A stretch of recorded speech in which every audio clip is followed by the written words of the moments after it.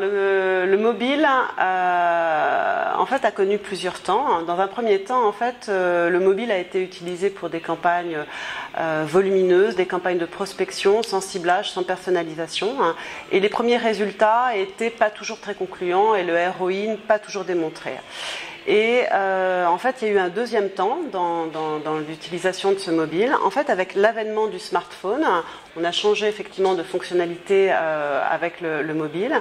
Et là, désormais, les annonceurs l'utilisent pour faire des opérations plus de fidélisation, d'animation, à des fins soit promotionnelles, mais également beaucoup dans le domaine donc, du service client.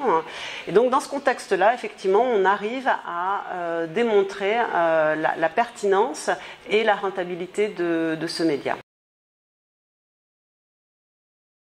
Les exemples concrets, j'en ai plusieurs en tête. Je pourrais citer par exemple le journal Libération, qui a donc une base d'abonnés, des abonnés à durée déterminée entre autres, dont l'objectif est bien entendu d'améliorer les taux de renouvellement et qui utilise justement donc le canal donc mobile et le SMS pour envoyer un message au moment donc du renouvellement. Et de cette façon-là, ils améliorent et la satisfaction et le renouvellement de leurs abonnés.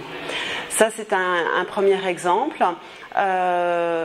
J'ai celui également donc, de la Maison de Valérie, qui utilise donc le SMS également dans deux cas de figure, à la fois à des fins de service client. Donc j'alerte en fait mon client que son colis est en cours de livraison. Donc pour ce type d'opération, c'est la satisfaction qui est avant tout attendue et dont c'est l'objectif. Et puis il y a des opérations aussi plus promotionnelles. Et là, j'ai noté qu'effectivement, ils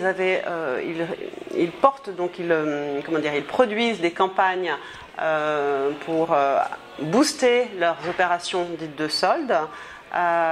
Et donc ils le font en différenciant vraiment le canal SMS des autres canaux, donc avec des opérations spécifiques pour leurs meilleurs clients, et ils arrivent donc à avoir un chiffre d'affaires significativement supérieur aux médias emailing avec le canal SMS. Les chiffres, je les garde confidentiels, je vais juste indiquer effectivement le ratio.